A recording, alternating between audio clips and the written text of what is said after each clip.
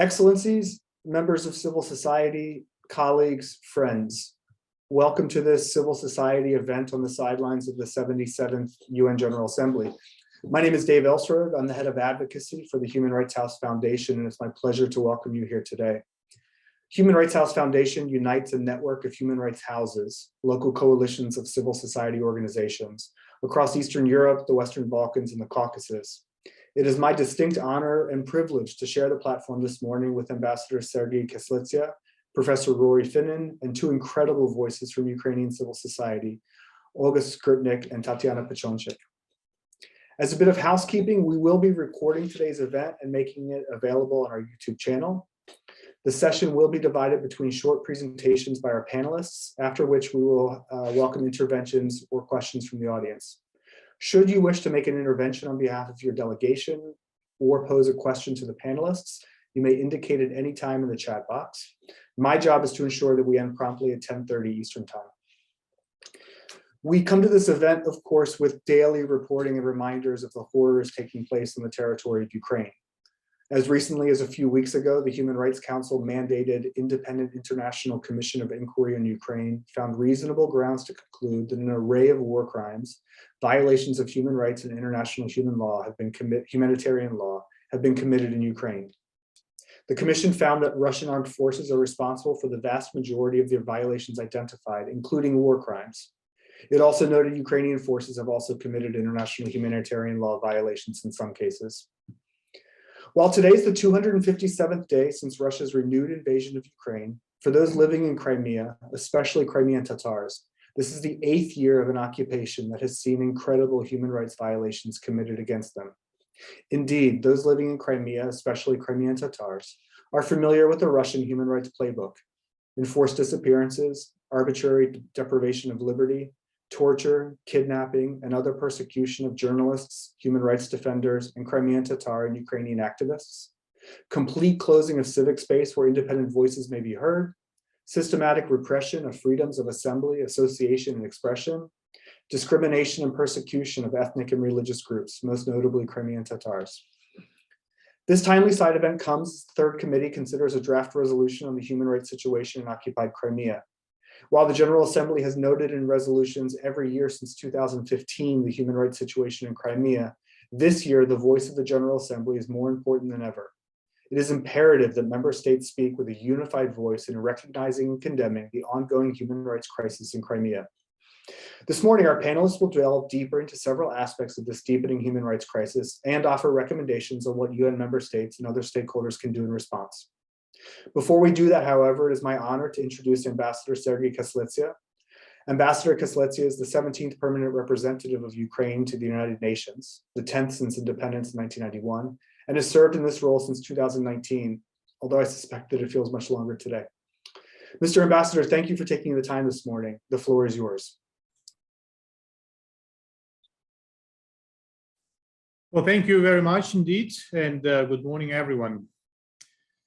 Today is the 257th day of Russia's full-scale invasion of Ukraine.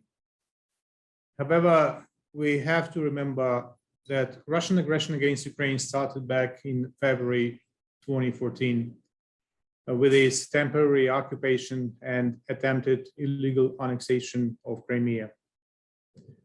All these 8 years, Ukraine had persistently warned the international community that such a flagrant attack on international law, including on its core, the UN Charter, had to receive a strong and consistent response. Otherwise, it would reinforce aggressors' belief in its impunity and fuel its appetite for further crimes. We all have seen the consequences in Ukraine after February 24th. Today, the scale of losses and devastation caused by Russia's unjustified war of choice is horrifying and has not been seen in Europe since World War II. The human rights situation in the temporarily occupied Crimea has further drastically deteriorated.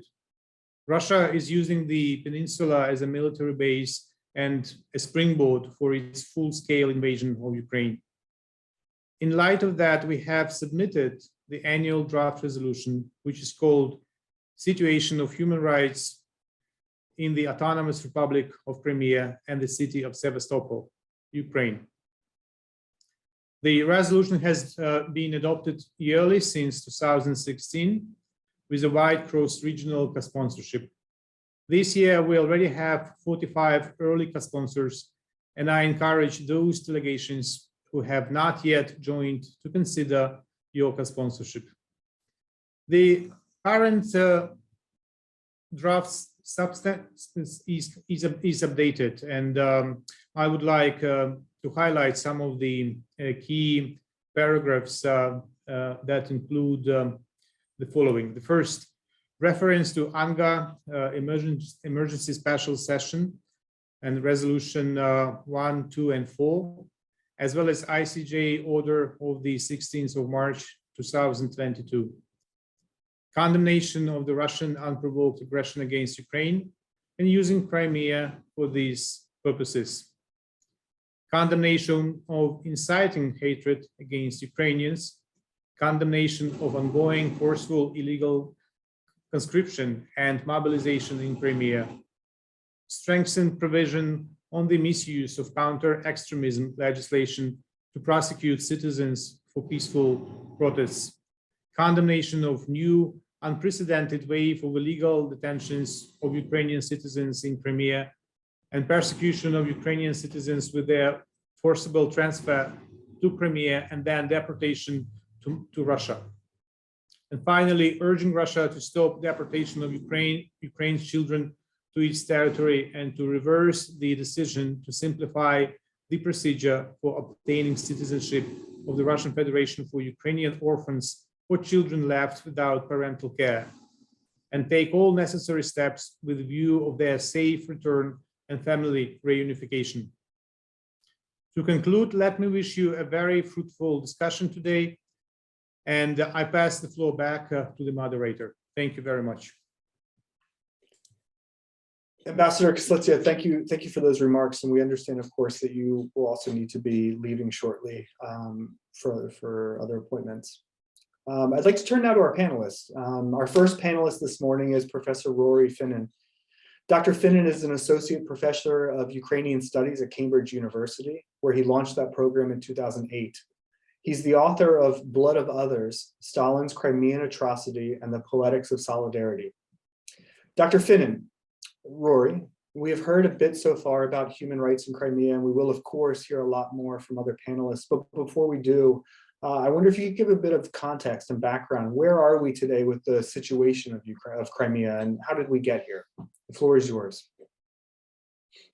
Thanks very much, Dave. Really great pleasure and a great privilege to be here with my fellow panelists. And I'd like to answer by making a few general comments before offering more of a historical perspective, one aimed at dispelling some long-standing, some pernicious myths about Crimea, about Ukraine's autonomous republic of Crimea and city of Sevastopol. So first, with respect to the new General Assembly resolution on the militarization of Crimea, it needs to be said that amid so many territories now illegally occupied by the Russian Federation, Crimea, we might say, juts into the map of the Black Sea like a trigger. We forget its significance at our own peril. But as Ambassador Kyslytsya just put it, I think very well, since the dramatic events of 2014, I think globally, whether it's journalistic discourse, diplomatic discourse, we've suffered, I think, from Crimnesia, from this forgetting about Crimea, because beyond Ukraine, the tendency has been to consign Crimea to afterthoughts and back pages. And for 8 years, we made very little effort, I think, in general, to connect geostrategic dots between the annexation or attempted annexation of Crimea and the war in eastern Ukraine, in Donbass, waged by the Russian Federation against a sovereign independent country. This was a case in which two sites of armed conflict were taking place only 300 miles away from each other. So the costs of our inattention and our inaction are now, I think, tragically clear, and we cannot fall back into bad habits. And the historical perspective really explains why. Crimea is a global flashpoint today because of an unrepentant legacy of centuries of Russian and Soviet ethnic cleansing and of settler colonialism on the peninsula that we here in the West have not acknowledged as significantly as we should have. And these policies have sought to efface the indigenous peoples of Crimea, especially the Crimean Tatars, from the face of the earth. So when we buy into ahistorical falsehoods about Crimea as somehow ancient Russian territory, quote unquote, when we reduce what has been historically a multi-ethnic and predominantly Muslim peninsula to something we call Russia, we serve nothing less than to legitimate that ethnic cleansing and settler colonialism. And so to give something of a quick overview of centuries here, I just want to say that the czars were very clear about this ethnic cleansing, and we should be too. They even used the word. So in 1873, Catherine II annexed the peninsula to the Russian Empire. This was a moment in which the Crimean Tatar Khanate that had obtained on the peninsula for centuries, one that had been aligned with the Ottoman Empire, fell. It triggered an infusion of Russian imperial subjects to the peninsula and sent so many Crimean Tatars into flight away from their homeland. This peaked during the Crimean War, when the Crimean Tatars were falsely accused, not for the last time, by the way, of mass treason. And in 1857, Tsar Alexander II spoke explicitly of the cleansing, очищение was the word he used, of the Tatars from the entire Crimean Peninsula, and spoke of their replacement and the need of their replacement by peasants from the internal provinces of the empire. So in the 20th century, we might think of Stalin effectively trying to finish what the Tsar started. So in May 1944, the Crimean Tatars were given moments to collect their belongings, ordered from their homes at gunpoint, herded onto cattle cars of waiting trains bound for destinations in Central Asia, the Ural Mountains. Those who were sick and injured, who were not fit for transit, were liquidated. Those who defied the deportation order were shot. This was a horrific event of ethnic cleansing, one that affected not only Crimean Tatars, but also other ethnic groups on the peninsula. Now, at the same time as this ethnic cleansing took place, there was something we might call discursive cleansing taking place. That is, traces of the Crimean Tatars were wiped off the map. They were torn from encyclopedias. And meanwhile, their dwellings and property were redistributed to Slavic settlers, recruited by the Soviet state to replace them. So Soviet authorities repopulated the peninsula with Slavic peoples. And again, in the sources, they're very explicit. They describe these radical changes to the demography of Crimea as the creation of, quote, a new Crimea, according to Russian order, unquote. So with the Crimean Tatars gone, Crimea becomes a mere oblast of Soviet Russia, where its economy after the Second World War languished without the indigenous peoples of the peninsula. And by everyone's admission, particularly the Communist Party, it became poorer and wanting. And in fact, according to Dmitry Porlansky, who served as the head of the Communist Party in Crimea in the 50s, Nikita Khrushchev believed that Russia, quote, had paid little attention to Crimea's development, unquote, and that Ukraine could handle it more concertedly. So in February in 1954, there was a transfer of Crimea from Soviet Russia to Soviet Ukraine. And a Russian politician at the time, Mikhail Tarasov, opened discussion, claiming that Crimea was a, quote, natural continuation of Ukraine's southern steppe, whose economy was closely tied to that of Ukraine. So Khrushchev did not gift Crimea to Soviet Ukraine, as the myth goes. He transferred Crimea to Soviet Ukraine to save it, because it was a part, an extension of the Ukrainian mainland. So meanwhile, in the Soviet period, thousands of miles away, the Crimean Tatars were responding to this trauma of their displacement by mounting the largest and most organized movement of dissent in Soviet history. And it was and remains a highly disciplined campaign for recognition and repatriation, founded on principles of nonviolent resistance against state power. And its impact on Soviet dissent more generally in places like St. Petersburg and Kyiv was indeed profound. But as we know, after the Soviet Union dissolves, there were very few happily ever afters. It brought a great deal of poverty to Crimean Tatars who were returning from these points in Central Asia back into Crimea in the late 1980s. They encountered a great deal of political and cultural chauvinism. But nonetheless, the Crimean Tatar Mejlis, the elected assembly of the Crimean Tatar people, responded by working with the new independent state in Kyiv to facilitate reintegration into into Crimean life. Now, this brings us to the climate right before 2014. And here I'll try to conclude to leave time for my panelists. It's important for us to understand right now in 2022 that yes, for years after 1991, Ukraine's autonomous Republic of Crimea had been a locus of inter-ethnic contestation. But nonetheless, it was not a place that was susceptible to separatism. It was well integrated into Ukrainian political structures. And in May 2013, a large majority of respondents in key studies expressed the view that Crimea should be a part of Ukraine. One of my colleagues, Eleanor Knott, has written a terrific study doing a lot of in-depth interview showing that before the annexation, separatism was even framed as impossible and undesirable, even by a minority who were most, let's say, actively pro-Russian, quote unquote. So the fact that Crimea was stony ground for this active separatism was precisely why the Kremlin's annexation operation required this barrage of obfuscation, denial, and disinformation. And we're seeing that disinformation grow today, particularly over recent weeks and months. We need to be aware of it and to fight back. Thank you. Rory, thank you for that incredibly helpful explanation and background, especially as you tried to do it within 8 minutes. I hope that today's event helps to address what we referred to as Crimea amnesia and forgetting about the situation in Crimea. Absolutely. Our next panelist today is Tetiana Pechonchyk. Tetiana is well known for her advocacy for human rights in Ukraine. She's the head of the Human Rights Center ZMINA and one of the founders of Ukraine's 5 AM Coalition, which brings together 27 NGOs to document war crimes associated with Russia's renewed invasion of Ukraine, support victims, and bring perpetrators to justice. ZMINA is the recipient of the 2022 Democracy Defender Award from OSCE participating states. Tetiana, could you please perhaps provide an overview of the situation of civil and political rights in Crimea, including and especially those related to Crimean Tatars? The floor is yours. Thank you, Dave. Good afternoon, dear members of the distinguished UN delegations. I'm glad to greet you from Kiev. My NGO, Human Rights Center ZMINA, has been working in the occupied Crimea from March 2014, collecting the information about the grave human rights violations and also working underground. And we now are observing some similar trends on the larger scale in the course of this Russian armed aggression.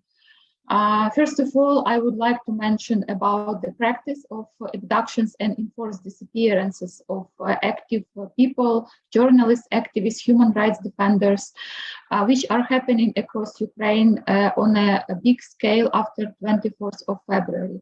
And my NGO have documented 330 cases when local city mayors, village heads, activists, journalists, human rights defenders, volunteers, school teachers or directors who refused to transform their educational programs in accordance with Russian standards, and other active people were kidnapped. In many cases, they were tortured, and some of them were tortured till death. These cases happened across Ukraine in 8 regions which are or were invaded by the Russian army. But this practice is not new for us, because starting from 2014, after Russia occupied Crimea, it immediately started the practice of enforced disappearances. And starting from 2014 to 2016, the UN Human Rights Monitoring Mission has documented 43 cases of enforced disappearances committed in the occupied Crimea, mainly targeted against Crimean Tatar activists. And the first victim was Reshat Ametov, who went to protest on the Lenin Square in Simferopol on 3rd March 2014, and later in 2 weeks was found tortured till death in Zemlyanichny village near Simferopol. Then Russia started its aggressive war in Donbass, and starting from 2014, there were not dozens, but hundreds of cases of enforced disappearances. And now it's very difficult to give the numbers, but we may assess this as thousands of cases when people were abducted and are kept incommunicado detention. And we also may clearly state that this practice of enforced disappearances returned to Crimea.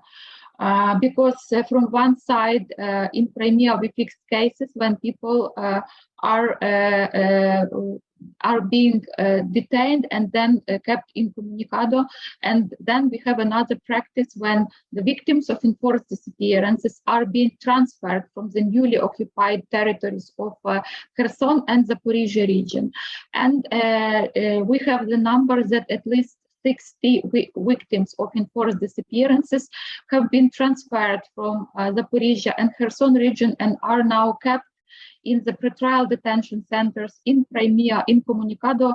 They do not receive any official criminal charges, and the occupying power basically denies in having these people at all. And all of them are civilians, and many of them were also actively involved in their local life. For example, one of them is Sergiy. Sergiy is the civil society activist from Nova Kakhovka city in Kherson region. He was abducted in March this year, and we received information that he is kept by the Russian side now in Simferopol CISO, pretrial detention center, and we discovered it from other civilians that was released from this pretrial detention center. And as I said, there are dozens of such cases. And also there are many people, many civilians that are taken and kept by the Russian Federation in Russian prisons, also incommunicado. And basically Russia denies that these people are being kept in the detention facilities in Russia. Also, with this invasion, with this large-scale attack on Ukraine, we have the growth in the number of the political prisoners in Crimea, and part of them are already transferred to the prisons on the territory of Russia. And as for now, we have more than 150 cases of political prisoners, and before 24th of February, it was 120. So we have the increase in by 1/5 in the number of political prisoners. And out of them, 14 persons are detained basically for conducting their journalistic activity. And majority of the detained professional journalists like Vladislav Yosipenko, who is a freelance journalist and worked for Radio Liberty, Radio Free Europe. There are also citizen journalists that provided their documentation and stories for social network or for their small grassroots media initiatives. And one of them is my friend and then my good colleague, Irina Danilovich. Irina Danilovich was detained in the end of April this year. Basically, she is a nurse, but she also did a blog and reporting what was happening in Crimea all these years. And she was detained at the end of April and then kept incommunicado for 13 days. And then she was accused with another fabricated criminal case. And the court started hearing her case. And for us, it's a clear evidence that it will be another falsified, fabricated case against her, because just yesterday on the hearings in Feodosia court, the defense side asked to interrogate during that court session 15 defense witnesses, but the judge denied the interviewing all of them. So for us, it's from the beginning, it's clear there would be no justice, as in the cases of other political prisoners. And also, we observe the harshening situations for human rights lawyers and human rights defenders. For example, there was a wave of fines and administrative arrests, especially for Crimean Tatar human rights lawyers, including Adem Semedlyaev, Nazim Sheikhmambetov, Aider Azamatov, Emine Avamileva, and also 3 Crimean Tatar human rights lawyers were deprived of their status and the opportunity to practice law, including Lila Hemaji, Rustem Kemilev, and Nazim Sheikhmambetov. And also, we also experience difficulties as human rights organizations. For example, the website of my NGO, Human Rights Center ZMINA, was blocked in the occupied Crimea in the end of April this year. And we were included in the long list of Ukrainian media outlets and human rights groups whose websites are basically forbidden and blocked on the territory of the occupied Crimea and Russian Federation. And the NGO of my colleague, Olga Skrypnyk, who is the next panelist after me, was declared a non-desirable organization in Russia and in the occupied Crimea, and Russian prosecutor's office banned its activity in the beginning of May this year. So having this situation, we can clearly state that this dramatic deterioration of human rights situation is a direct result of the absence of strong collective response to what Russia did during the previous 8 years on the occupied territories. And having that, I would like to give 5 recommendations what should be done in this situation. First of all, we call all the nations to condemn, to collectively and strongly condemn the harshening situation of human rights in the occupied peninsula. Second, we ask you to demand immediate release of all political prisoners and civilian hostages which are kept by the Russian side, and also to bring their names and their stories to your public speeches, to your tweets, to your communication, because for their families it's very important that there is awareness and continuation of pressure with regard to release of all the political prisoners.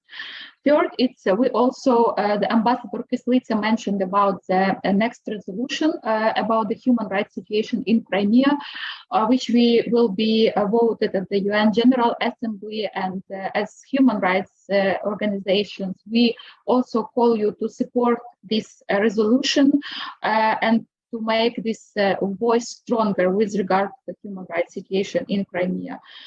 Fourth, we ask all of you to support the establishment of the special tribunal on the crime of aggression, because the crime of aggression is the key source of all the atrocities, all war crimes and crimes against humanity that we are experiencing now, and it's a direct result of impunity. And even in case if some perpetrators will be brought to justice by The Hague or by the National Court, there still will be impunity for the very case of starting this aggressive war of Russian Federation against Ukraine. And the last but not the least, we call all the nations to support the Crimean platform, the joint platform for the deoccupation of Crimea, because only the occupation of Crimea is a push and source to improve the situation with human rights in the occupied peninsula of Crimea. I thank you. Tanya, thank you, and thank you for that timely update on the situation of in detention, of those in detention, and the trends that you've documented since 2014 as it relates to Crimea and human rights. It's a deeply troubling picture indeed. Before I turn to our next panelist, I just want to reiterate that we will be taking questions from the audience, and you're welcome to begin to put those into the chat box now. Likewise, if you are representing a state delegation and wish to make an intervention following the panel, please go ahead and indicate that in the chat box as well. Finally, this afternoon, we turn to Olga Skrypnyk. Olga is a prominent and twice internally displaced Ukrainian human rights defender, first from Crimea following Russia's 2014 invasion, later from Kyiv during the early days of the war this year. Olga is the head of the Crimean Human Rights Group, a critical voice in documenting and reporting on human rights violations in Crimea since Russia invaded and occupied it in 2014. In particular, the organization and others have reported on the arbitrary arrest and detention of Crimean political figures, human rights defenders, journalists, and lawyers, among others. Olga, we just heard from Tetiana about the situation related to human rights in Crimea, but of course, we have also seen incredible attempts by the Russian authorities to militarize the peninsula. What does this mean for human rights in Crimea, and what's been the trend since 2014, and particularly since February? Olga, the floor is yours. Thank you, Dave. Good morning, all. Dear all, I appreciate this opportunity to speak today from Kyiv. I represent the Crimean human rights group, and also I represent the expert network of Crimea platform. I'm coordinator of working group of human rights and international humanitarian law in expert network of Crimea platform. So yes, I would like to focus on how full-scale invasion influences human rights situation in Crimea, and also I would like to recommend several recommendations to text of resolution on human rights situation in Crimea. So since the beginning of the Crimean occupation, a large-scale militarization of the peninsula, as well as the Crimea development as a military base for future aggression against Ukraine started. And for example, during the last 8 months after February 24th, more than 800 different cruise missiles were launched from the occupied Crimea and the Black Sea that caused deaths and injuries of the civilians, including children. For example, attacks on Vinnytsia city when four children were died. That's why I point about condemning unprovoked full-scale invasions of the Russian Federation in Ukraine and the use of temporarily occupied territory of the Autonomous Republic of Crimea and the city of Sevastopol as a military base for mass and consistent attacks on Ukraine is important to include to the resolution of human rights situation in Crimea. Next issue, the Russian Federation has been using Crimeans in the full-scale war against Ukraine in violation of the international humanitarian law norms. The Crimeans were forcibly drafted into the armed forces of Russia, and some of them were sent to participate in hostilities against Ukraine.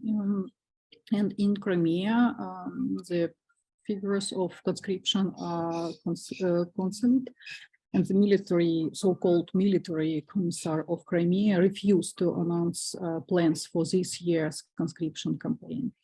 And in this situation, prosecutions for evading service in the Russian armed forces continue in Crimea. And as of September, the Crimean human rights group registered at least 397 criminal cases under article so-called evasion of service in the armed forces of Russian Federation, and among them 67 verdicts handed down already after February 24th. And according to the General Staff of the Armed Forces of Ukraine, 139 Crimeans died in the war against Ukraine, and 22 Crimeans more are in captivity from Russian side. And since May, the Russian occupied authorities in Crimea have been carry out mobilization preparation activities. For instance, conscription commissions for mobilizing the citizens were created in Crimea. And in June, by ordinance of so-called head of Crimea, Aksionov, it was decided to allocate 30,000 places for graves and 100,000 places in health care institutions for Russian military participating in the hostilities against Ukraine. And you know, after that, Vladimir Putin signed an edict on partial mobilization in Russia, and actions to implement the edict began on September 21st. Already on September 23rd, our monitors in Crimea documented mobilized people were being sent to the Russian army in Kerch by buses marked the letter Z. And it's important to know that these mobilization measures don't include conscription campaigns, which are held twice a year in Crimea. And the actions of individuals responsible for mobilization constitute a war crime, according to Article 8 of the Rome Statute of the International Criminal Court. So we recommended including a paragraph about the involvement of Crimeans forcibly drafted into the armed forces of Russian Federation in the hostilities against Ukraine after February 24th, and the actions of mobilization in Crimea also must be included in a new resolution on Crimea. And next point about new wave of persecution after February 24th, new persecution for the anti-war position and support for Ukrainian began. A new administrative article about discrediting the Russian army is being applied for persecutions. For example, our organization documented at least 120 administrative cases against this article. The most common reason for persecution was no war statement published on a social network or single person protest, or aim for peace statement. In order to initiate proceeding, it's enough to call the war a war or to publish information that the Russian armed forces have been involved in mass killing of civilians in Ukraine, or performing the national anthem of Ukraine, or changing the slogan "Glory to Ukraine," or Ukrainian songs also constitute the reason for persecuting now in Crimea. And we recommended including a paragraph about condemning the practice on enforcing new norms of Russian law to persecute the residents of Crimea for anti-war protests after the Russian full-scale invasion of Ukraine. And next, when the full-scale invasion of the Russian Federation into Ukraine started, human rights organizations have begun information about enforced disappearances, and my colleague Tetiana Pechonchyk told about these cases when activists were arrested or kidnapped in Kherson or Zaporizhia regions, and after that were moved to Crimea, to detention center or other places. And we have already confirmed dozens of such cases. But moreover, Russia is using Crimea and taking Ukrainian children. They're from the newly occupied territories, for example, Kherson region. And, for instance, now in Yevpatoria, in the Luchisty sanatorium, children from Kherson region are being held who were forcibly separated from their parents. And we think the General Assembly should call on Russia to stop the deportation of Ukrainian children and to resolve the legislation decision to simplify the procedure for obtaining citizenship of Russian Federation for Ukrainian orphans or children left without parental care, and use all possible mechanisms for their safe return and family reunification. And last but not least, about Russia propaganda and hate speech. All these years, Russia-controlled media and officials have been using hate speech. Ukrainians, Orthodox Church of Ukraine, Crimea Tatars and Muslims were subject to informational or psychological attacks from media, controlled by Russia. And the next step was to prepare society to accept the idea that Ukraine does not exist as a state. Then the Russian authorities moved to calls for the genocide of Ukrainians. And today, Russian journalists or public opinion leaders are not just propagandists. They are complicit in the international crime of incitement to genocide. And we recommended included a paragraph about the use of controlled mass media to incite hatred against Ukrainians, Orthodox Church of Ukraine, Crimean Tatars and Muslims, activists, and called directly for the genocide of Ukrainians after February 24th this year. And you see, for years, they have been educated hatred for Ukrainian civilians, calling for our elimination. This is one of the main reasons for the most terrible crimes against unarmed men, against women and children committed by the Russian army in Bucha, Rubizhne, Izum, Mariupol, and other Ukrainian cities. Thank you so much. Olga, thank you so much for that update as well. That concludes the panel portion of this morning's event. I did want to turn then to some questions and answers, or questions and hopefully answers from our panelists. I have a couple here, and I think maybe what I'll do is turn first to Rory Finnin from Cambridge University.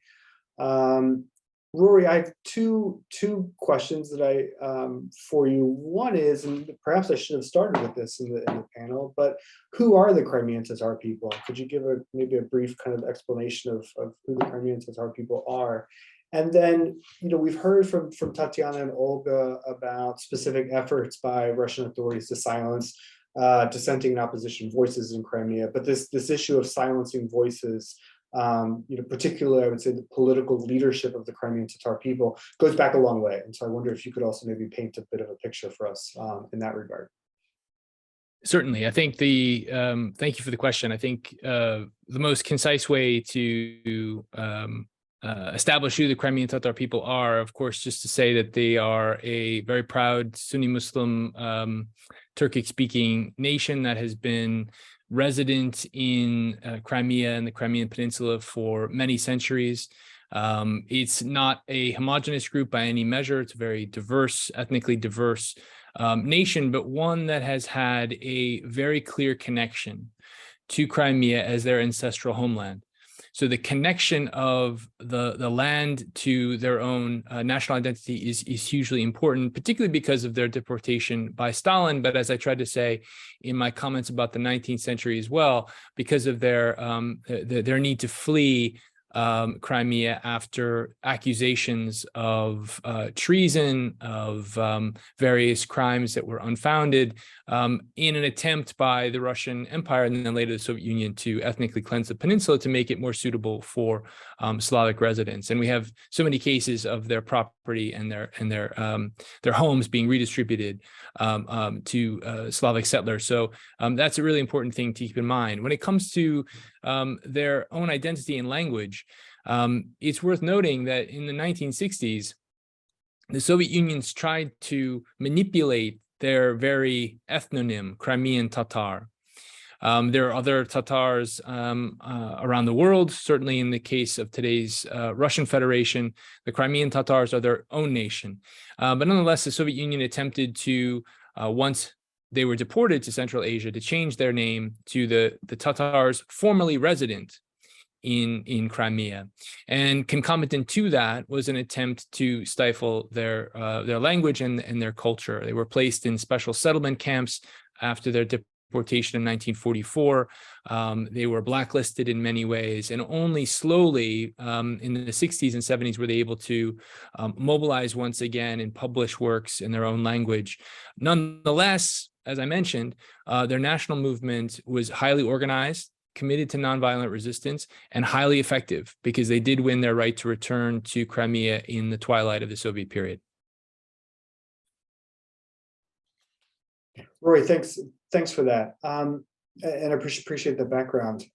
If I can maybe turn to Tetiana next. We've had a question from the audience related to, I think, asking a bit for your thoughts, conjecture on the end policy or the end goal of the Russian Federation in terms of the different policies that you and Olga have outlined as far as what's happening in Crimea. And in particular, of course, we know that people are being deported through so-called filtration sites.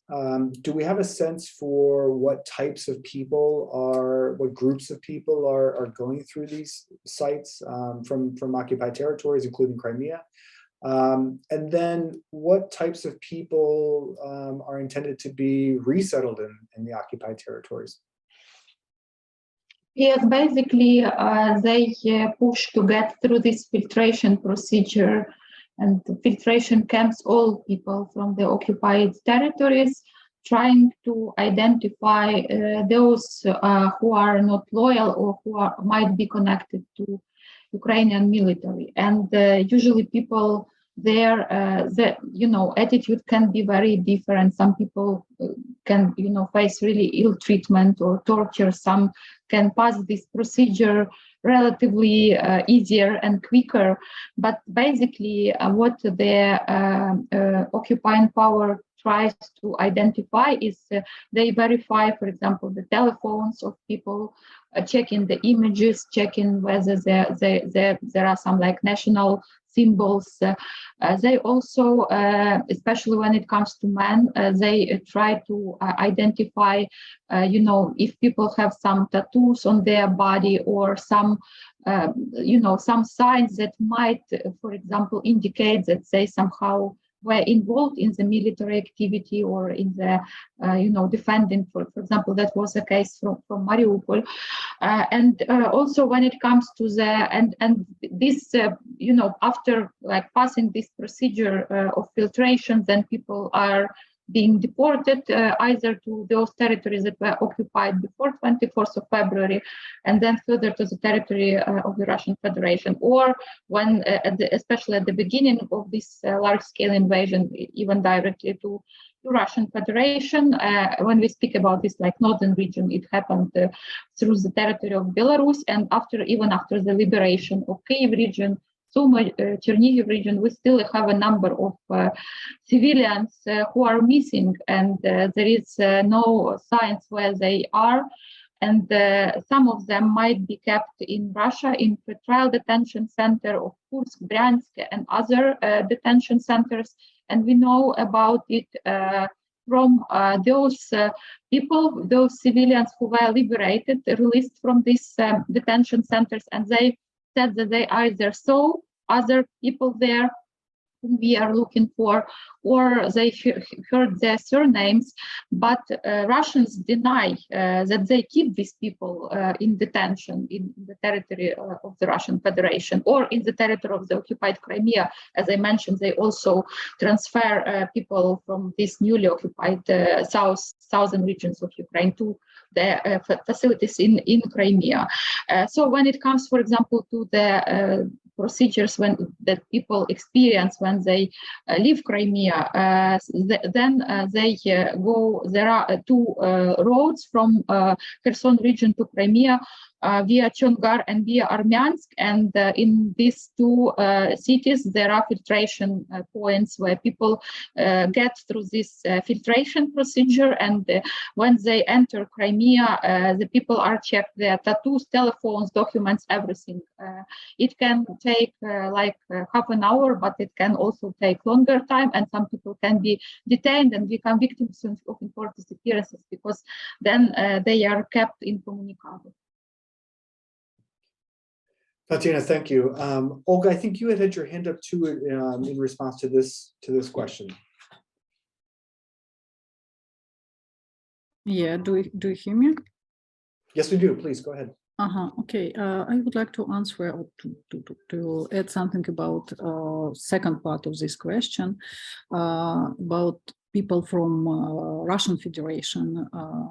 So we now we are documenting that Russian officials or teachers are moving to the newly occupied territories in Kherson, Zaporizhia, or Donbas regions to implement Russian practice of control and persecution of local residents and dissemination of Russian propaganda. So yes, we have these cases when Russians came to newly occupied territories from Russian Federation. Okay, thank you for that. We have, I think, time for one more question before I invite any final interventions from delegations here. So maybe a very quick question first for Tatiana and then for Olga. Tanya, this, of course, the resolution that's being considered by states follows several years of resolutions by the General Assembly on the situation of human rights in Crimea. So what difference does another resolution make, and why is it important this year? Why is it something that we're asking for again this year? Sorry, every new resolution builds up on the previous one, giving more context information what happened in Crimea during the previous year, and also there are some surnames which are important and emblematic for the situation in Crimea, which we consider is very important to mention and to also to raise. And these resolutions are important when we speak about the building up awareness globally and also the condemnation of what is happening in the occupied Crimea. But it's also important to understand, and it's clear during this all 8 years of the occupation of Crimea, that Russian Federation doesn't understand the language of the resolutions and declarations. That's why that's why another type of actions are needed from all the democratic states, including the support of the International Criminal Court, including the establishment of the special tribunal on the crime of aggression against Ukraine, providing financial support to Ukraine, military support, and also keeping the regime of strict sanctions. So Russia cannot pump up its war machine and continue its aggressive war against Ukraine. Tatiana, thank you. Olga, reaction from you? Yes, I agree with Tetiana, and maybe one more from my side, that I think it's very important resolution on human rights situation in Crimea this year, because it's basis for united the efforts of many countries to stop the terrible human rights violations, war crimes, and crimes against humanity. And we need this like legal base, like a document who can unite it, UN countries for this. Olga, thank you so much. I'm conscious of the time and my desire to wrap this up promptly at 10:30 Eastern time. Before I do that, though, I do want to give the floor to Ambassador Pildegovičs, the permanent representative of Latvia to the United Nations. Ambassador, are you here? Yes, I see you there. Yes, Ambassador, thank the you floor so is much. yours. Thank you so much, sir. I will be very brief, and I just want to thank all participants for this very important update on the ongoing human rights violations in Crimea, in occupied Crimea. This is very precious. This is very important, very timely. We are working these days very hard on soliciting support to this annual Crimea resolution at the General Assembly. As you know, all EU27 countries have sponsored this very important resolution. And for the first time, EU27 did it. And now we have about 50 co-sponsors, and the vote is very coming. So this is very important. This is going to be the 5th Ukraine-related resolution this year in the General Assembly, in the World Parliament. And I think this your support and your briefing is very important. I want to stress once again that for Latvia, this is really a special subject. Latvia has dedicated almost 1% of GDP to supporting Ukraine in repelling Russia's illegal aggression. And we believe that the outcome of this war is not possible without comprehensive accountability, without addressing war crimes, without addressing crime of aggression, and of course, massive human rights violations committed by Russian occupying forces in Ukraine, including Crimea. So every information about violation of rights of Crimean Tatars, about the change of demographics in Crimea, about conscription of Crimean residents in armed forces, of course, are very, very important. So count on our support. We are very much also advocating for this idea of a special tribunal to address the prime crime committed by Russian Federation, the crime of aggression.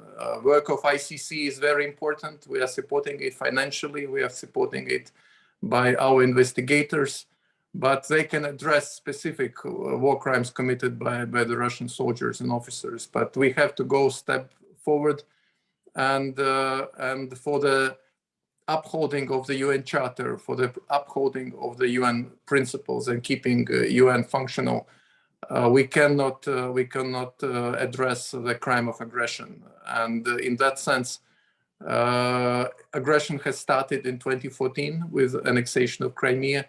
So these subjects go hand in hand very closely together. So count on our support and don't give up. And Latvia is with you. Thank you. Ambassador, thank you for those remarks, and of course, thank you to the support from the Latvian government, both here in Geneva as well as in New York, and to your colleagues at the other EU member states. And thank you for those remarks. This concludes our panel discussion this morning. On behalf of Human Rights House Foundation, I would like to thank our co-organizers, as well as our panelists, Dr. Rory Finnin, Tetiana Pechonchyk, and Olga Skrypnyk. In particular, I would like to thank Olga, Tetiana, and all Ukrainian human rights defenders who are doing really, truly amazing work in the face of just incredible challenges. I'd also, before we close, like to urge member states to support the draft resolution on the situation of human rights in the temporarily occupied autonomous Republic of Crimea and the city of Sevastopol, Ukraine, and send a strong statement of support of human rights and human rights defenders. And just finally, I'd like to draw delegations' names to those who have been arbitrarily detained, arrested, and sentenced by Ukrainian authorities and who are named in the draft resolution. Amir Hussein Kuku, Halina Dofopola, Server Mustafayev, Vladislav Yesipenko, Nariman Jalal, Irina Danilovich, Bogdan Ziza, Enver Krosh, and Vilen Temiryanov. We call on delegations to raise their cases, as well as those of Asan Akhmedov, Aziz Akhmedov, and Remzi Bakirov as often as possible. So finally, once more, thank you to our panelists, thank you to our audience members, and we look forward to speaking with you again soon. Thank you again.